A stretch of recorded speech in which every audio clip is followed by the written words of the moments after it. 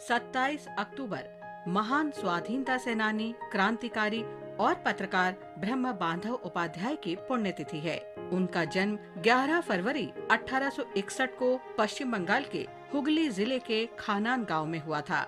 जब वे high school में थे तो वे राष्ट्रवादी आंदोलन की ओर आकर्षित हुए। कॉलेज की पढ़ाई के दौरान वो स्वाधीनता आंदोलन में शामिल हो गए। कोलकाता में स्कॉटिश चर्च कॉलेज में स्वामी विवेकानंद उनके सहपाठी थे। ब्रह्म बांधव युद्ध कला सीखने और अंग्रेजों को खदेड़ने के लिए ग्वालियर राज की सेना में शामिल होना चाहते थे। उन्होंने 2 बार कोशिश भी की, लेकिन महाराजा की नीतियों के कारण हताश होकर उन्हें वापस लौटना पड़ा। वे पहले से ही ब्रह्म समाज के सक्रिय सदस्य थे। अपने बहुत से समकालीन लोगों की तरह ब्रह्म बांधव भी राष्ट्रीय गौरव की स्थापना के साथ आध्यात्मिक शांति भी चाहते थे। वे 1888 में ब्रह्म मिशनरी के रूप में सिंध गए। उनकी जीवनी में लेखक जूलियस लिपनर ने लिखा है कि ब्रह्म बांधव ने नए भारत के निर्माण में महत्वपूर्ण योगदान दिया, जिसकी पहचान 19वीं सदी की पहली छमाई में उभरने लगी। ब्रह्म बांधव रविन्द्रनाथ टैगोर और विवेकानंद के मित्र थे।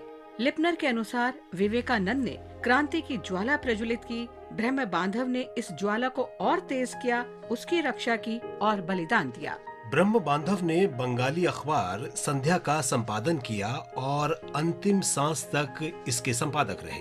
उन्होंने संध्या और बंगला साप्ताहिक युगांतर के माध्यम से स्वराज और स्वदेशी आंदोलन को लोकप्रिय बनाया।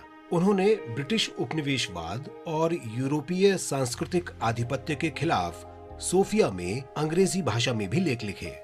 10 सितंबर 1907 को ब्रह्म बांधव को गिरफ्तार कर लिया गया और राजद्रोह के आरोप में मुकदमा चलाया गया।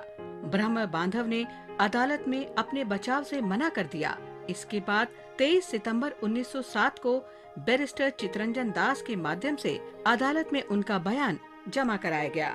बयान में ब्रह्म बांधव ने कहा कि वे संध्या के प्रकाशन, प्रबंधन और संचालन की सभी जिम्मेदारी स्वीकार करते हैं। ब्रह्म बांधव ने ये भी कहा कि 13 अगस्त 1907 को अखबार में प्रकाशित लेख उन्होंने ही लिखे थे। उन्हीं में से कुछ लेखों को उत्तेजक मानते हुए ब्रह्म बांधव के खिलाफ मुकदमे का आधार बनाया गया था। ब्रह्म बांधव ने मुकदमे की कार्यवाही में शामिल होने से मना कर दिया था। दरअसल उन्हें विश्वास था कि स्वराज के ईश्वर नियुक्त मिशन का हिस्सा बनने के कारण उन्हें किसी भी तरह से लोगों को अंग्रेजों के विरुद्ध भड़काने के लिए जिम्मेदार नहीं ठहराया जा सकता। सुनवाई के दौरान ब्रह्म बांधव के पेट में दर्द हुआ और उन्हें कोलकाता के अस्पताल में भर्ती कराया गया। अस्पताल में उनकी सर्जरी की गई, लेकिन उनका कष्ट दूर नहीं हुआ और 27 अक्टूबर 1907 को उनका निधन हो गया।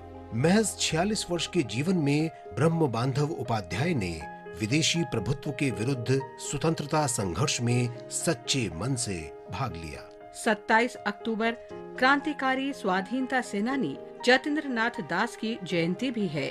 उनका जन्म कोलकाता में 27 अक्टूबर 1904 में हुआ था। 17 वर्ष की उम्र में ही वे 1921 के असहयोग आंदोलन में शामिल हुए।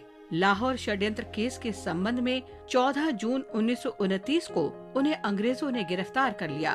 उन पर क्रांतिकारियों के साथ ब्रिटिश पुलिस अधिकारी जॉन सॉन्डर्स की हत्या का आरोप था। राजनीतिक बंदियों के अधिकारों के धर्म योद्धा के रूप में जतिन ने कैदियों के साथ अंग्रेजों के बुरे बर्ताव के विरोध में लाहौर सेंट्रल जेल में 63 दिनों तक भूख हड़ताल की थी। भूख हड़ताल के दौरान जतिन को तमाम तरह की यातनाएं दी गईं। आखिरकार 13 सितंबर 1929 को जतिन ने मातृभूमि के लिए प्राणों की आहुति दे दी। सुभाष चंद्र बोस ने उन्हें भारत का युवा दधीची कहा था।